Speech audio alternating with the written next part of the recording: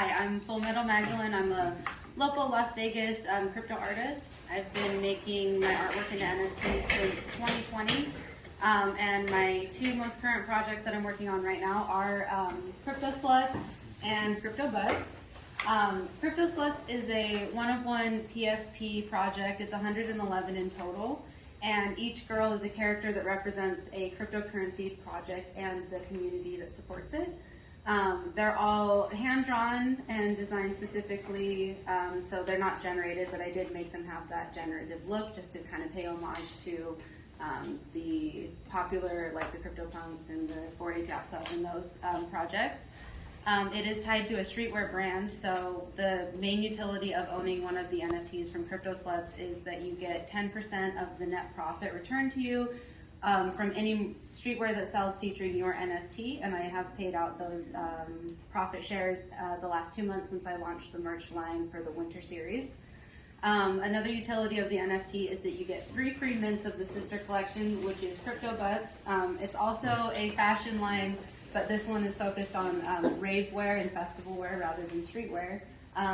Holding the NFT allows you to purchase like the in real life pair of the bottoms featured. And then something that I'm doing for this one that is different from Crypto Sluts is I will give the owners the IP rights. So if you want to use it to make money or to promote anything, whatever you want to do with it, the image will be yours. A little bit about my journey into NFTs. I've been an artist my whole life, but my parents, meaning well, oftentimes told me like there wasn't going to be money in art. So, and I was like, I don't really like anything else. So I always did it because I love to draw. But I just kind of found myself in the service industry because it was good money and it was fun, and I always had a lot of extra cash from tips, so it wasn't bad.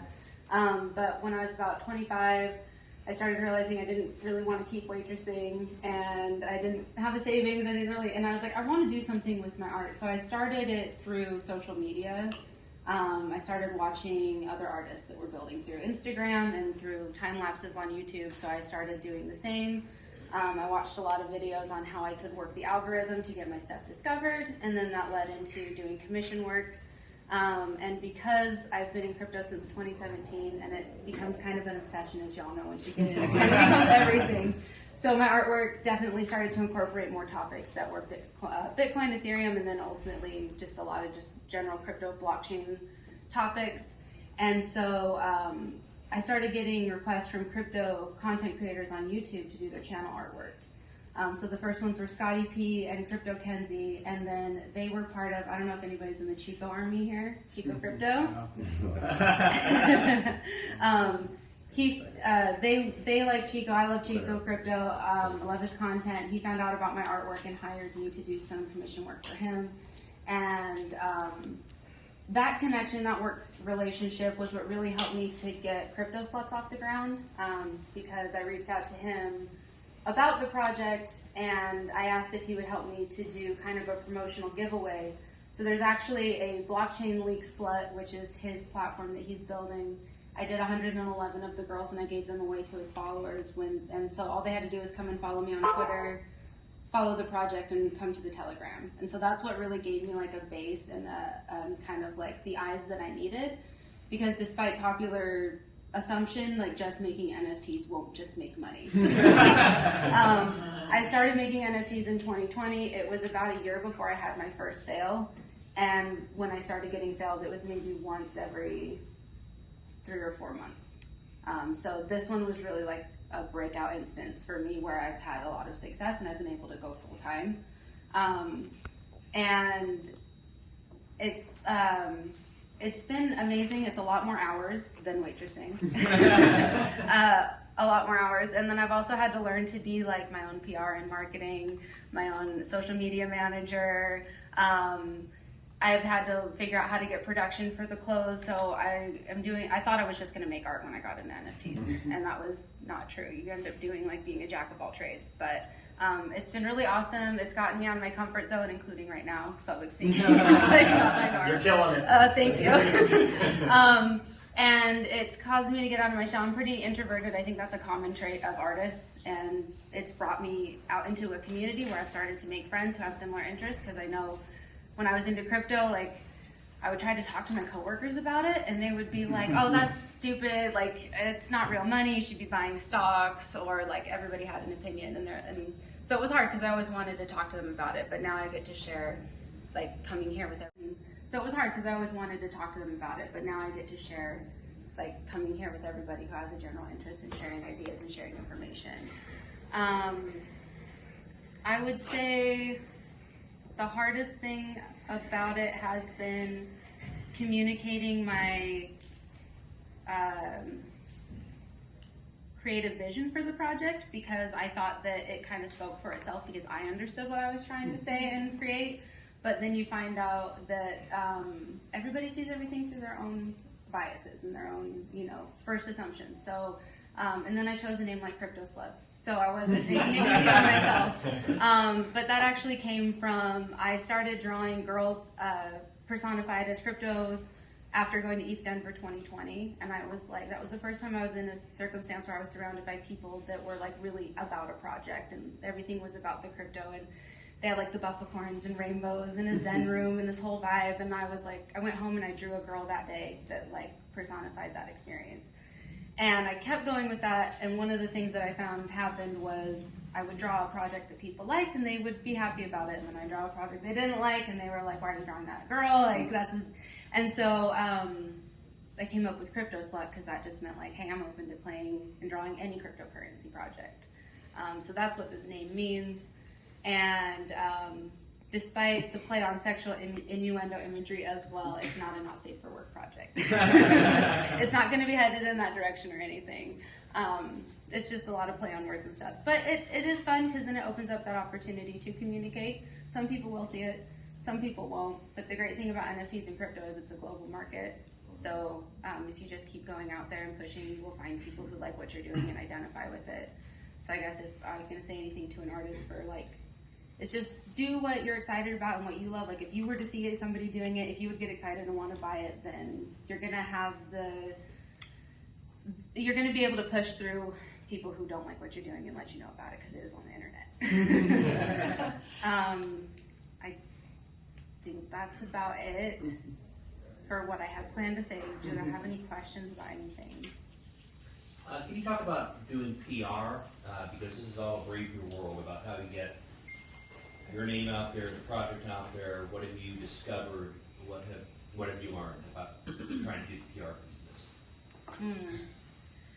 At this point, I've just kind of been going with whatever opportunity I'm given to speak. So it's been, I've done podcasts, I've done radio interviews, I've done public speaking now, a lot of networking, going out and just being willing to walk up to somebody and be like, hey, this is my project, this is what I'm doing. I make stickers that are my business cards that have the artwork on them. So it's been bringing like creativity to it and working with whatever resources. I haven't done anything like hiring a PR or like, bigger than that, but hopefully I'll move up from there. Which NFT marketplace do you sell your artwork through for your primary sales, and why? Why did you choose that platform? So the Crypto Sluts are on OpenSea. They're minted. The NFTs are minted on the Ethereum blockchain. I chose that because it was obviously just the platform that I had the most experience with. The lazy minting was useful for me because I didn't have the money to put up in Ethereum to mint right away. And so I think that that's an easy entry point for artists that are just getting started. And I also did it on Ethereum because it is my genesis. It is more of like a rare thing. So I heard through people's opinions online that like they like to have the more rare pieces on Ethereum because of the gas fees. Yeah, I mean, obviously congrats on everything. I love how you've built it and spent time in the community and really like bootstrapped it that way. Jake and I get asked nonstop about like from people wanting to build their own projects. So I'm sure that there's a lot of people that want to build their own project. What advice would you give them to get off the ground? How are they going to get started? Like, what did you struggle with the most, maybe? Or like what Like, does are they not building a expect? project based on something that they're already working towards, or they just kind of want to like hit the Just- ground with an NFT project? Well, yeah, definitely I would say don't do that. Right? It's like the in point. those Yeah, two where I was like, I don't know. That's what I'm saying. Like you spent time in the community, you like really learned it, and then eased into your own project, right? And kind of learned as you went. Yeah. So that you've learned a lot in that time frame. Like, what advice would you give to someone starting from scratch? Oh gosh, I mean, just understand your trial and error. Like, and so when I was trying to take off as just an artist, but you know, it's entrepreneurial, whether you're using NFTs or social media or whatever. I just thought it was kind of like a natural progression from that. But there's a lot of people that will share their stories as how they built, like how I am too. So it's just like learn from the people that are building in the space.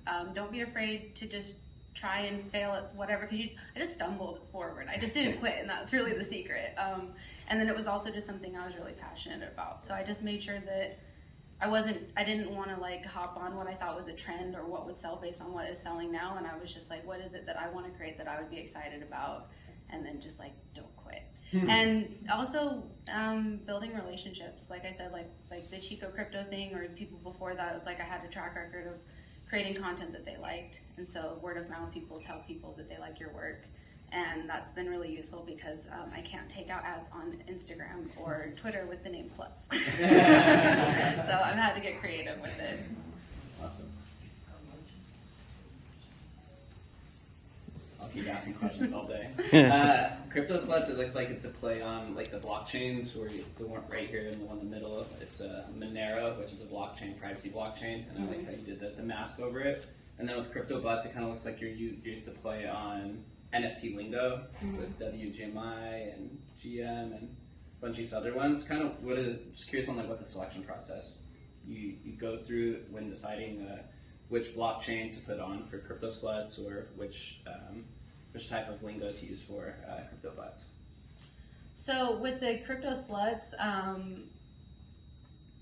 most of the time it's just projects that I'm familiar with, so that I have an idea of how to kind of bring it to life.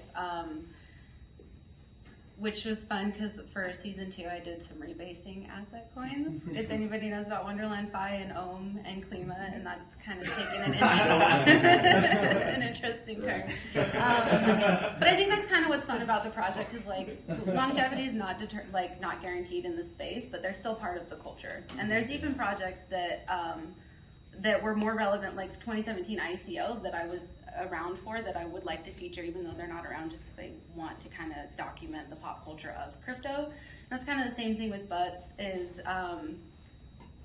if I have inspiration from the lingo, then I'll make the bottom. But I'm also wanting to pay homage to like other things, like this is a Bored Ape homage. I've got Mooncats, but it's not on this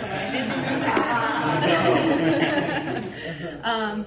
Because like since getting in 2017, there has been that barrier of like communicating to people that aren't into crypto and into NFTs to let them know that it is valuable. And like, I'm like, you want to get involved. And so I was like, well, this is kind of a fun way. It's bright, it's attention grabbing. I was hoping that it would be artwork that people would enjoy regardless of the tie to crypto, but then being interested in it, they would stop and be like, so what is crypto? What are NFTs? Like, maybe want to get involved. All right.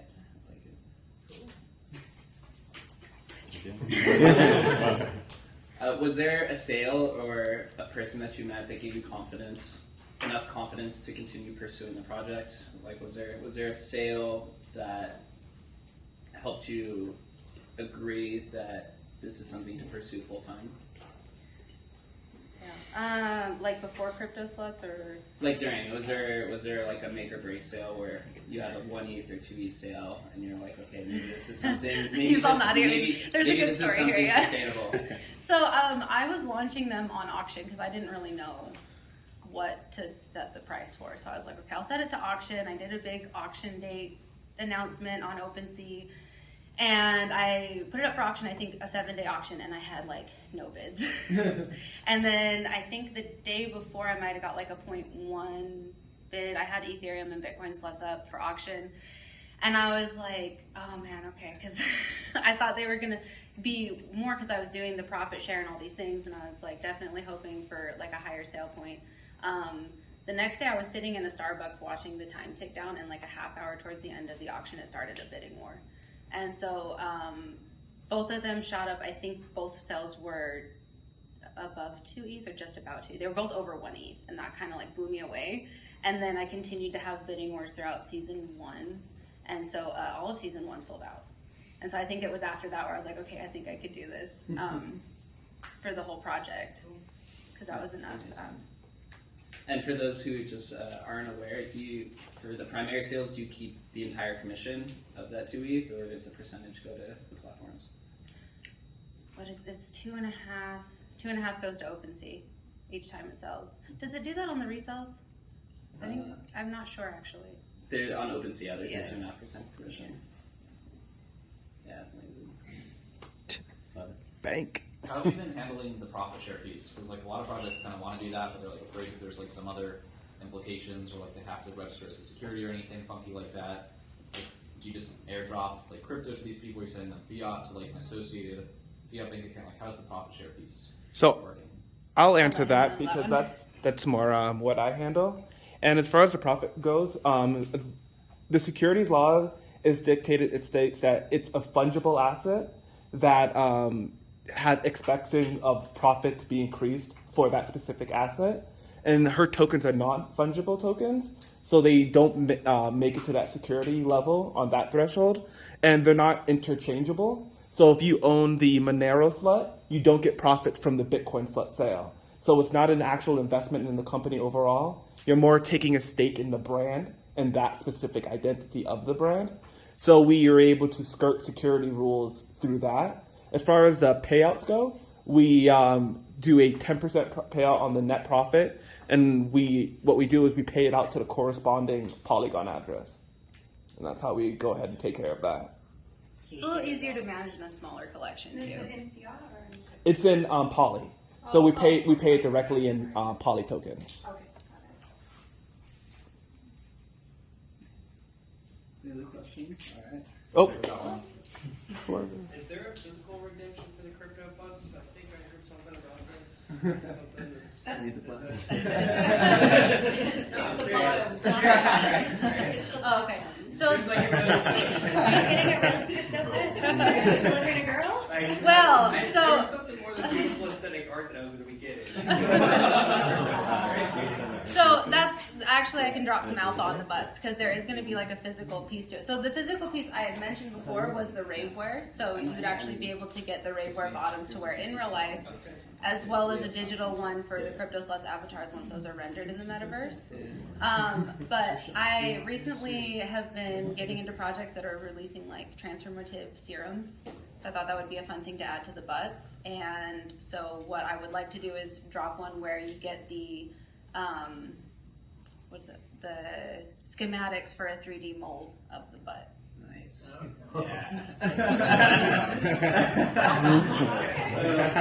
what I functioning with? all right then.